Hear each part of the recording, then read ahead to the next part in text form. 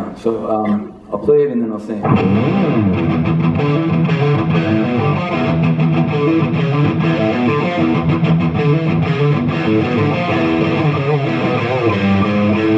You found yourself beside your sorrow. You lost time inside your head.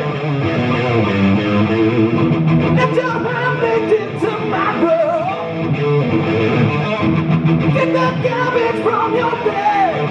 It's like, oh, hey, since you're too wrong, it's a process you never got. Take over, take your best shot.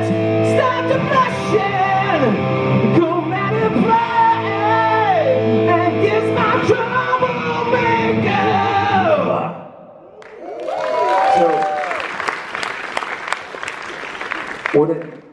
Again, what am I thinking? Like, that's hard. But it's like anything. When I want to play something super, super fast, I play it really, really, really slow first. I don't mean for a minute. I mean I'll play it really slow for a day. And then pick up the pace a little bit and then get it to tempo. It's the same thing with singing and playing. So I would be like, you've lost yourself. Okay, self goes on that note. You've lost yourself inside your sorrow. Okay, sorrow goes on. I'm back there. Okay, so you break it down, and I'll even show you a stupider example. And I'm doing all my heavy shit. Because this is the stupidest riff ever. And then I have to sing on top of it.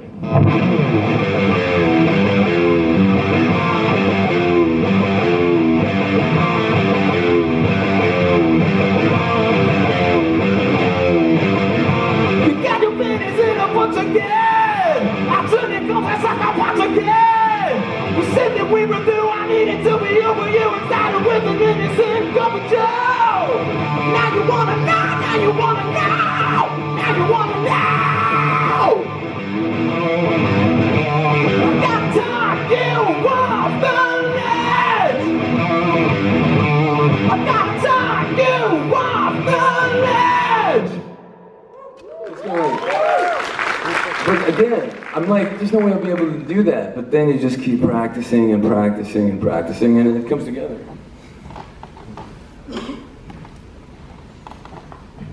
Okay, who's got the microphone? Me. Way over there? Hello. What? Me. Wait. Okay, you go. I need to talk about your rider. What kind of effect that you like and why? What kind of... the pedals and effects, your rider. Oh, the pedals? Yeah. Oh, talk about the effect that you must like to use in your shows. Oh man, these were in my bag. I mean, I get pedals all the time, and then, I have never used the one on the left before, ever. It was just in my bag. I go, hey man, I need an overdrive for the thing, because this isn't my amp, you know, they just bring me an amp and I plug in and see what happens. With Bon Jovi, I have a drills board and a Bon Jovi board. And the Bon Jovi board is, I always use two different overdrives, and it's for flavor, for instance. So if we're playing Lost Highway, I'm going to use this overdrive for the solo. Because this overdrive is for raise your hands, and you can't do that. I use a wah, which is funny. I only use a wah for like 2 songs, Keep the Faith, and when we do Sleep When I'm Dead. The talk box, obviously, because it's Living on a Prayer, It's My Life, and the solo 2, we got it going on, I think. And then I use an Eventide H9 just for the always solo to get the Leslie sound. And I have a chorus that I use for Bed of Roses. And that's it. I mean, if he came in, if John came in and go, okay, we're not doing Bed of Roses tonight, and we're not doing Always, and we're not doing, I would take all the pedals away, because I don't need them, you know, I only need one pedal for one song sometimes. With the drills, again, I have 2 different overdrive pedals. And it depends on if I have my amp or it's a supplied back line like this. And that's it. Because I use, like I have a one channel amp, and so this is my heavy sound. And this is my clean sound. That's it, that's my clean sound basically. And it's the same thing. I mean, even with Bon Jovi, I don't have a clean channel in my amp. I just turn down the volume. And just to give you an idea of dynamics, right? So this guitar, this is a P90, it's a single coil, but it rocks because it sounds angry to me. So, and you go on. But if you turn it down a little bit, you can almost sound like a telly and go.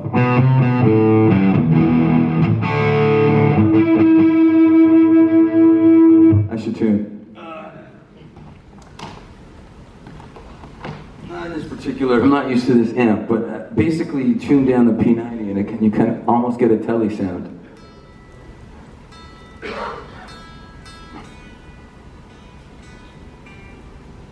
It's cold. No, it's hot now. That's what happened. You come out and it's cold, and then it gets hot, and the neck goes, fuck you.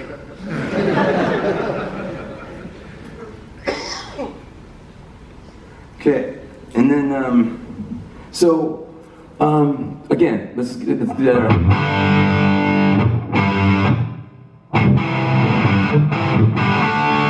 And then you come down a little bit, and that's when you can go.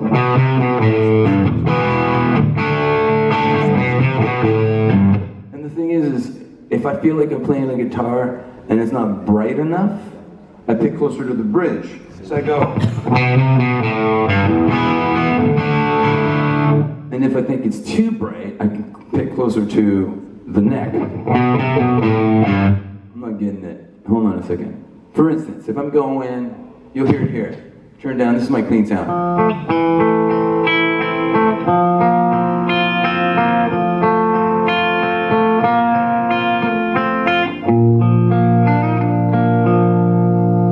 So, do you hear the difference? It was all like, and then I moved it here to go, because it sounds way sweeter then. You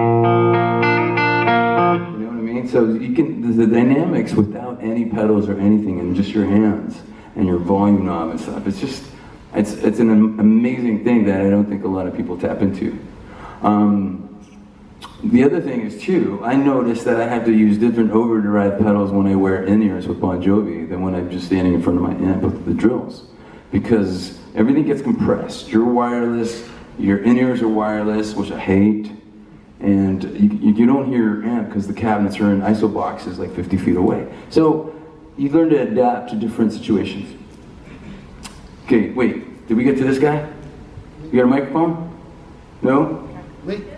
Ah, whoa, new guy. So, thank you for coming. Thank you for coming. Do you have planned to bring the drills Yeah, man! to Brazil? Yeah, I'm talking to these guys backstage. I'm like, you guys gotta bring my band here. And they're like, let's make it happen. And I'm like, all right. And they go, all right. And that's how it goes. Please. I mean, I'd love to. I love Brazil, man. I love these audiences. I love the people. The people are warm and passionate, and it's amazing. So, I'd love to bring my music here live. Like, I'm doing it now. Could you imagine if I had my bass player and my drummer and fucking rocking your faces off? It'd be awesome. I wish my beer is as cold as your heart. That's a crazy solo, right? I'm glad. Thank you for the segue. That's because, like, that's one of the craziest solos. I have to warm that up before I play. It's kind of like, God damn it. How's it go?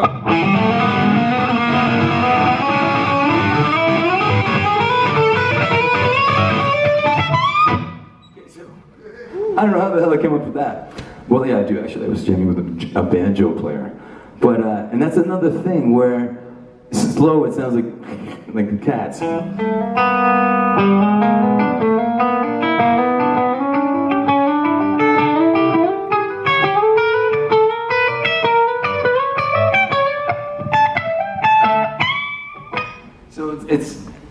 but I have to practice that shit before I go on stage with the drills, man. It's like a hard one. My left hand goes, so.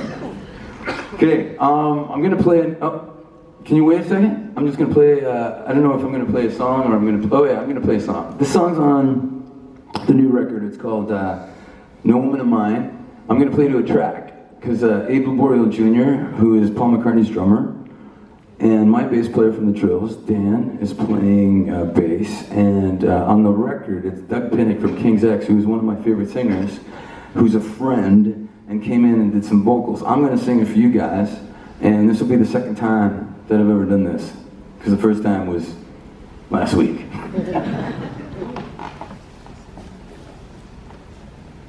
Hey Phil, watch me for the level.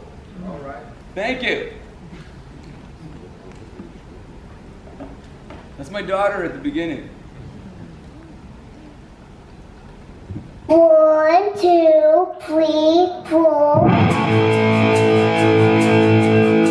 A woman, blue big bad hole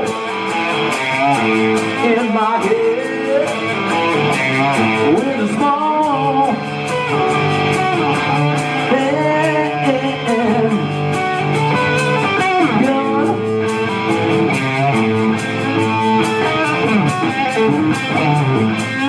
No, she did me wrong.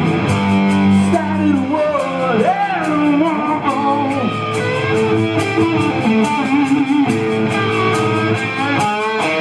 A woman, the scapegoat, west of my heart with a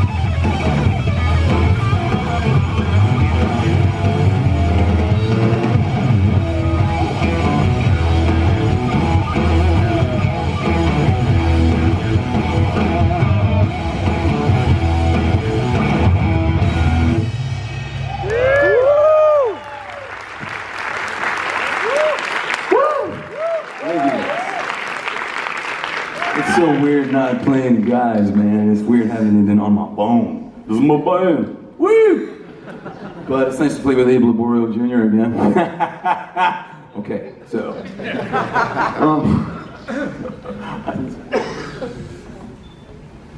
Okay, you had a question.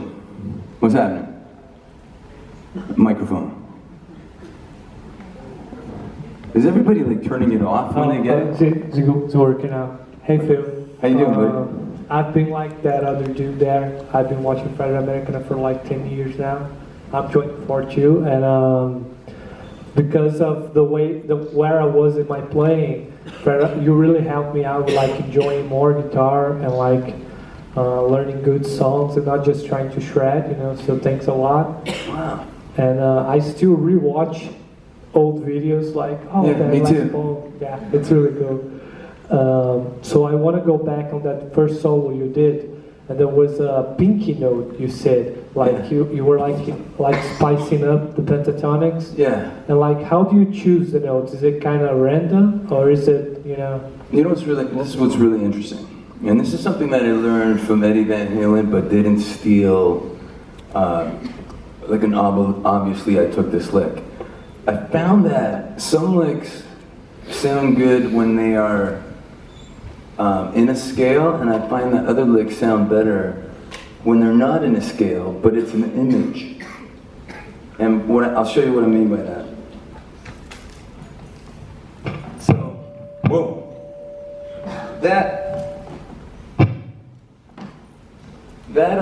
that lick shouldn't work. Is that this mic? That lick shouldn't work. It just does because I took a phrase and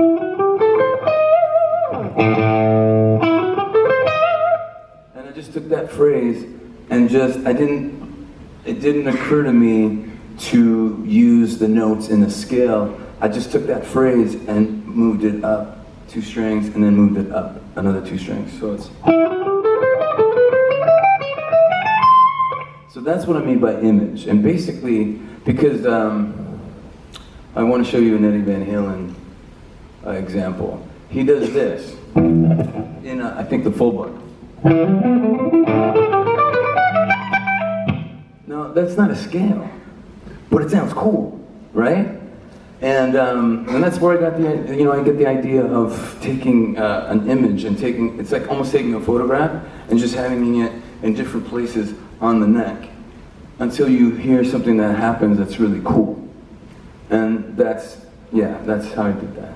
It's almost like it's in another key. I need the microphone, I can't hear you, man, I'm sorry. I'm a deaf musician. It's almost like it's another key, you know? You're like just going key to it could key. be. Like, I mean, that's the one thing I don't do is get scientific about why something sounds good. Okay. Because then it takes the fun out of it, you know? I'd rather say, I don't know if it's like that, if it is good, if it sounds good, it is a good thing. Okay. You know? And then again, it's a very, I'll give you another example too, because that one lick that I do that's chromatic that I do in Rock and Roll You All Night Long, I did years ago in Sunny Days. And I did that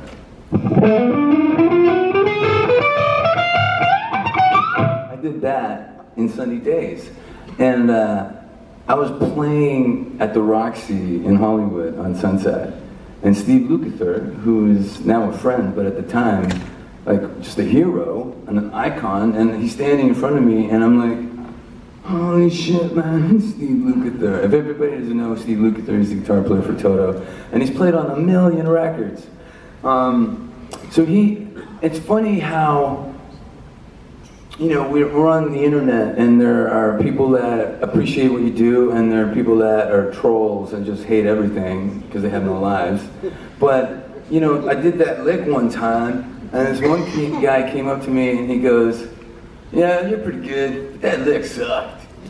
And at first you take it to heart, like, first you go through like, what do you mean?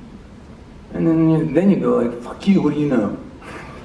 And then it grows into like, fuck that guy. But Steve Lukather came up to me on the street after that show, and he said, hey man, you did this lick where it looked like it was going one way, but sounded like it was going another way, and I was like, that's the lick, and you're Steve Lukather. So I mean, who are you gonna listen to, right?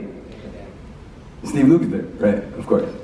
But I think that what makes me like, there was one lick I did on the new record that I don't think John Bon Jovi actually liked, but he goes, that doesn't sound right. And Shanks is like, Shanks has my back. He's like, dude, that is Phil's personality right there. We're not losing it. And they're like, okay. So it made it on the record, which is kind of awesome. But I think sometimes it's good to put your personality on recording, and sometimes it's just, like I said before, it's just making it the best it can be. But that's, even when we did, I didn't play on all of This House Is Not For Sale, but I went in to play the solo for Born Again Tomorrow. And John came in and he's like, dude, I want just fiery guitar. And I'm like, okay. And I did like 10, 20 takes or whatever, and everything was good, but then we started, this from this take is awesome, and this is from this take is awesome, and let's just cut it together, and then we cut it together. But when you cut it together, it sounds cut together. So what I do is let's listen to it a couple of times, and just lay it down a couple of times without an edit, and that's how you come up with this great stuff. But I've heard everybody does that. Like you meet the guy from Blue Oyster Cult and you go, man, I love that solo. He goes, I can't play that solo. It was comped together. Or, even Eddie Van Halen on Van Halen 1, I think I Am the One is like a masterpiece on guitar. But apparently it was 5 takes that were comped together. But I don't give a fuck, because it's awesome. So that's a cool thing about music. It's a cool thing about technology, right? Because everybody fixes stuff with Pro Tools. But in most cases, it sounds like it was fixed. I'm sorry, that was a really long answer too. Anybody else?